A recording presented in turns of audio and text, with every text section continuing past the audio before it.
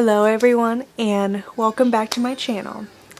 My name is Millie and today we're going to be discussing kind of the tips and tricks whenever you're trying to communicate or you have a friend or family member who's deaf, or maybe you just came across someone, at the store or whatnot, just to make things a little bit easier. Now I am deaf, and I am not completely deaf. So there's different types of deafness, there's different levels. There's so much when it comes to being deaf. It's not a one size fit all situation. That's like people who are blind. There are so many different types. Someone may not be 100% blind. So I have about 50 to 60% of my hearing left. So I'm just kind of in that middle ground. I'm moderately deaf. I'm not severe, but I also am not completely hearing. So, number one on our list is speaking at a reasonable pace. Now I know that sounds really silly, but for someone who is deaf, this makes a big difference. If you're having a conversation with someone and they are talking incredibly fast, you'll maybe get about 20% of what they just said. So it's just easier to speak at a reasonable pace. I mean, you don't have to talk super slow, but just kind of take the time to realize, how fast you're talking. Because when it comes to being deaf, and I'm going to try to link the chart down below, there's something called a banana chart.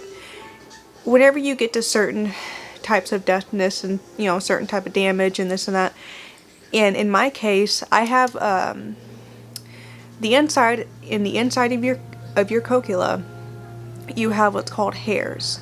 These do not grow back, but I have essentially the hairs inside of my cochlea no longer work.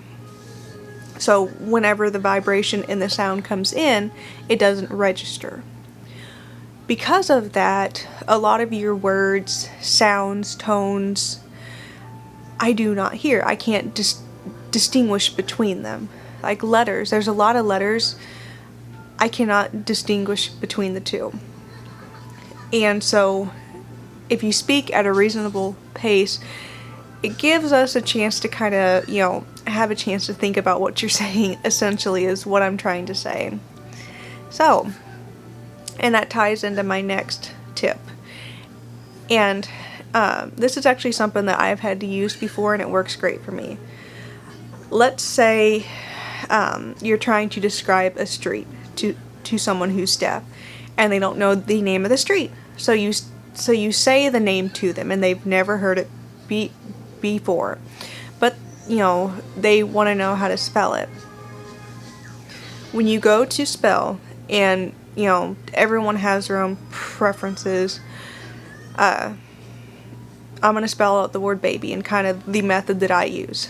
So it's B as in boy, A as in apple, B as in boy, and Y as in year. And I know that sounds tedious, but it makes a big difference. I've actually had to use this method a lot when I'm working. Like, let's say I'm working with a customer, and they have a very unusual name or last name. So I'll ask them to spell it for me to make sure that I have it correctly, and then I'll use that method when I say their last name or name back, just to make sure that I've heard them correctly. And then number 3, and I have all of my notes in my phone, so if I keep looking down, that's why. Number 3 is avoiding noisy places. Now, someone with the type of hearing loss that I have, I can't really tune out noise. Places that are very noisy, very loud noises, I cannot handle because I've never had to. And so there was this one time, and this is just an example to kind of, bring that into perspective. My husband's friends had came down, and they all wanted to go to a bar. Personally, I don't drink. I've never cared for drinking. It's just not something I enjoy. I am a big old fuddy-dud. So, we went to this college bar. And, I mean, it was just packed. There were so many people, and there was really loud music.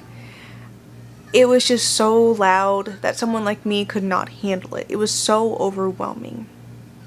There was just so much going on. And for someone like me, I can't process that. Like, trying to have a conversation with someone would have been useless because it's not like I could hear them with all of that noise. So just to avoid that, I would recommend, finding a place that's just not as noisy, a little bit more quiet. It just helps. And it definitely, will help make the person who's deaf more comfortable. Okay. And then number 4, and this is a big one. Unless you are deaf, you just do not understand this. You need to face the person you're talking to when you're talking to them. I can't tell you how many times I've had to be like, face me, look at my face. If you're trying to talk to me with your back turned in the other room, there's about a 9 out of 10 chances I'm not going to hear you. Or if you're trying to talk to me with my back turned, probably not going to understand what you're saying. The lips and, stuff like that. You can't read lips, but seeing the person talks makes a big difference. There was one instance where I was doing dishes or something, I don't remember, and someone was trying to get my attention and trying to talk to me, and they were getting, kind of angry that I wasn't turning around thinking I was ignoring them. And my mom was like, she can't hear you. Just wait till she turns around. She cannot hear you. She's not facing you. It helps to face the person when you're trying to talk to them. And then on number 5, don't get mad at the person when they don't understand what you're saying. And all the tips before this might be the reason why they're not understanding you. I know people who are, are able to hear completely, they don't have issues with that stuff, and it's very hard because I try my best not to get mad at people who are fully hearing, because you can't expect to understand what someone is going through unless you're going through it yourself. So I always try my best to be patient and just kind of explain to them, this is what helps, this is what doesn't help. So if you have someone who's deaf and they are not understanding what you're saying, a good question to ask is, what can I do to make this, make this conversation go easier? Because everyone has their own preference. And I know it can be very frustrating when someone goes, what, a million times. But getting angry is only going to make the situation harder. And I will tell you, in my experience, if I get frustrated and angry because I can't hear, someone, it makes it harder for me to hear. So it's good just to ask, what do I need to do to make this easier? And then number 6. Now, this is an issue that my husband and I have a lot. This drives me nuts. Is when you're talking to someone on the phone and they don't have the phone up to their face. For someone who is deaf, talking on the phone is hard. There's some people that I can talk on the phone, no problem. My husband is not one of those people. We don't talk to each other on the phone very much because he will not put the phone to his face. It makes it so hard to understand them. So if you're talking to someone who's deaf on the phone, put the phone to your face. It just makes it so much easier. And then number 7. This one is a big pet peeve of mine. And I understand people who are fully hearing, they just don't think about this stuff. And again, I'm not mad at you for that. I understand, it's 2 completely different worlds. And that is, don't whisper to someone who's deaf. They're not going to hear you. And can't tell you how many times someone has whispered to me, and it's like, why are you whispering to me? I'm not gonna understand what you're saying. I can barely understand you when you talk. Whispering's not gonna help. I'm not gonna hear you whispering to me. Just don't whisper to someone who's deaf. It's useless. I shouldn't even have to say that, but it's useless. And then number 8. Like, let's say you're having a conversation and you remember that you need to get something from the other room. Do not continue the conversation while walking into another room. Stop the conversation, go get what you need, and come back.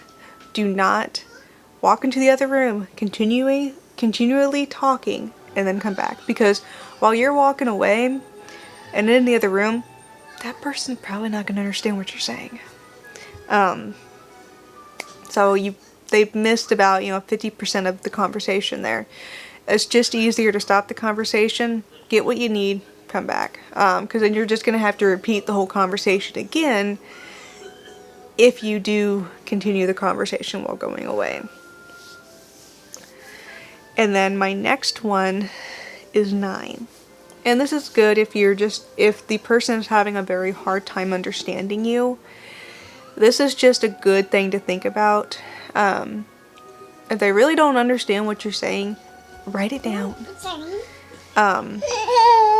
Instead of trying to repeat yourself over and over and over, just write it down. Because most deaf people can read. But most of us don't do sign language. I don't do sign language, even though it would probably make, trying to converse with someone easier, but how many people know sign language? So just get a piece of paper, write down what you're trying to say. You probably have a phone in your hand that you can just text out what you're trying to say. Just to avoid the whole frustration of having that problem. Okay, and then number 10. And this is just kind of piggybacks on number 5, but it's just, I've had this happen to me before and it's just incredibly rude. It's mean and it's rude. And number 10 is, don't yell at someone to try to get them to understand. It's not going to help. It's like someone who's deaf, if you yell at them, number 1 is rude. And don't yell at a deaf person to try to get them to understand. It's not going to help the case. And most likely it's going to make the person not like you. Because if I can't ask you, hey, what did you say, without you getting mad and yelling at me, I'm probably not going to want to be friends with you. So yeah, don't yell at a deaf person to try to get them to understand. So that's my tips and tricks with communicating with someone who's deaf. I do plan on making just a little series about deafness in general. And if you guys like this video and you would like to watch the series, it will be up soon. I would really like that, and please like, comment, and subscribe.